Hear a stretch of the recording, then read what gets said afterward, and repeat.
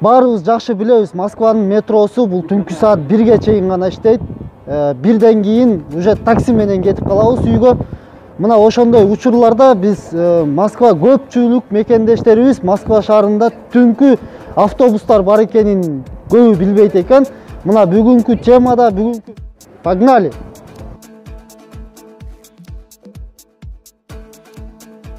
Мына мекендештер, мен азыр эмеге келдим. Китай город метрого. Бүт автобус, Москванын түнчүндө жүргөн автобустардын баары ушул Китай город конечный баары ушул жерге чогулуп, кайра ушул жерден тарашат. Здравствуйте. Здравствуйте. А вы давно пользуетесь этим транспортом, ночным транспортом? Ну, около 2 месяцев, как устроился на работу, да, и ночные смены стал работать. А это удобно, да, вам? Да, конечно, удобно. А вы можете сказать, куда вы едете и откуда едете? Я еду, получается, с Арбата на метро Свибова, вот с пересадкой, получается, на Китай-городе. Очень удобно, достаточно хорошо. Всем спасибо большое, удачи вам на работе. Вот, мына достор, ушундай, жакшы аябай транспорт бул.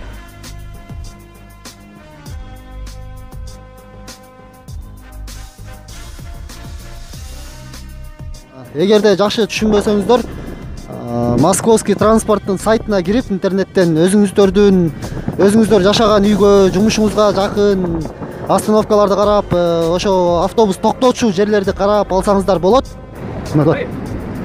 О, класс. О, все. Можешь еще раз показать? О, ю! С днем рождения тебя! Нет, я сам этот автобус жду. 4-й. Мне на площадь Ильича надо. Здесь останавливаться, да. Мына достор, бияқта ушундай кызыктай адамдар көп экен. Assalamu alaikum. Мына бул жигит Москванын, мен азыр сүйлөгөнүн эле түшүнгөн жок, бул бийлеп атат. Баары сонун ойдогудай. Мына көрдүңүздөрбү? Автобустар токтоп атат, Геого чейин барат экен Китай городтан. Площадь Ильича, Новокасино, Авиамоторный, Новогиреево бүт баарына барат. Ана көрдүңүздөрбү?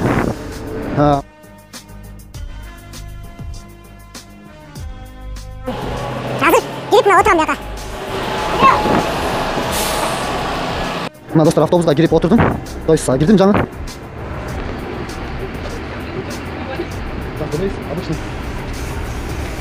Обычный тройка кетет.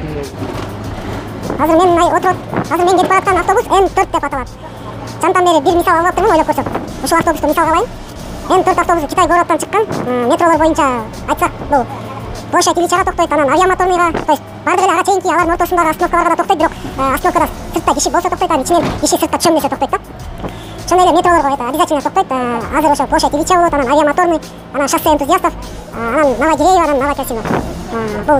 Бул эң ыңгайлуу, ушул линияда жашаган мекендештерибиз үчүн бул ыңгайлуу. И түнчүндө ушул автобус менен кеткен ыңгайлуу да. Ошондой мына артымда дагы элдер кетип баратат, көп аябай. Капталдарымда да бар.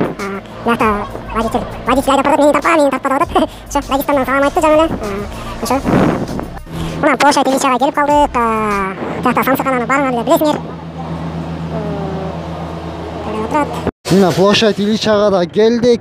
Түштүк автобустан дегенде. Мына бул автобус дальше кетти. Дальше Авиамоторныйды көздөй кетти. Мына Китай городтан жана мен көрсөткөн видеодон көргөнсүздөр эмеден. Мына ушул жерден силер отурасыңар Н4 деген автобуска. Мына остановкалардан токтойт булардан. Эгерде силер мисалы, допустим, ушул остановкада болсоңор, автобус токтойт. А эгерде автобустун ичинде болуп ушул остановкадан түшөм десеңер, анда кнопканы басасыңар да, по требованиям да, бул автобустун, түнкү автобустун баары по требованиям болот. Кстати, могул жерде чыңгыз айтматовдун эстелиги бар. Айтып кетейин. Азыр көпчүлүк мекендештерибиз аны түшүнбөйт. Мына могу остановкалардан бүт баарынан токтойт, өзүңүздөргө керектүү остановкадан түшүп калсаңыздар болот. Мына Римская метро, мына Римская эки остановкасы болдон кет. Силер келип жүргөн аяка самсаканалар бар. Андан түз кете бересиңер, короче. Мына Авиамоторный. Ушундай чоң жерлерди көрсөтөйүн. Мына бияк болсо уже МЦКдан да токтойт. Бул жерден мына шоссе энтузиастовдон токтойт. Түз барып, анан могу жерден бурулат дагы, бурулган себеби Перового барат. Пероводан өтөт. Мына ушул остановканын баарына токтойт. Мекендештер билип алгыла, бири-бириңерге айткыла, ушул видеону таратыла. Новогиреево, аяктан да токтойт. Силер Новогирееводан өтүп, уже Балашкага кирип кетти, көрдүңүздөрбү? Балашка. Кирелеки мына Новокасиного чейин барат. Мына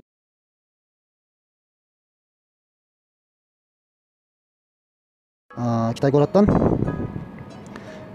аэропорт Шереметьевого чейин барабыз. Тройка менен 36 рубль, же болбосо безлимитка менен бекер барасыңар да. Мына Китай городтан чыгат. Чыкканда эле уже Лубянкадан чыккандан кийин эле Охотный. Ортолорунда остановкалардан токтойт сөзсүз, эгерде сиздер кааласаңыздар. Андан кийин Пушкинская болот.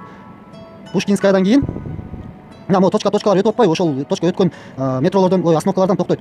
Динамо. Аялдамалардан да, негизи остановканын кыргызчасы аялдама. Остановка деп бөлүнүп калдык да биз. Мына Вайковскаядан токтойт. ортогордун остановкалары көп. Мына карагылачы. Кете бересиздер. Койковскийден метро жок го буякта. Чакырыксуу билбейт экен ата. Вечный вокзал убакыт кыска болуш керек. Жок экен. Мына ошентип кете бересиздер. Анан аэропорт Шереметьевага чейин келсеңер болот. Шереметьевага чейин. Болгон эмелерине чейин барат. Корпус Д, Б, С, К, М, не знаю, көп корпус. Эң чоң аэропорт Шереметьево. Ошондой туугандар. Эгерде силер аэропорт Шереметьево Кыргызстандан келип конуп, Новокасиного барсаңар, анда жанагыдай эле тема, пересадка кылсаңар да болот. Аэропорт Шереметьево Москванын өйдө жагы картадан караганда. Андан силер центрга келип, центрдан кайра Новогиреево, могу Балашиха жакта, Новокасино, мояк жакта болуп калат. Ушул жакта болуп калат да. Мындай келем десеңер, анда бул Китай городко келип пересадка кыласыңар. Любой жерден Китай городко келип пересадка кылсаңар болот да.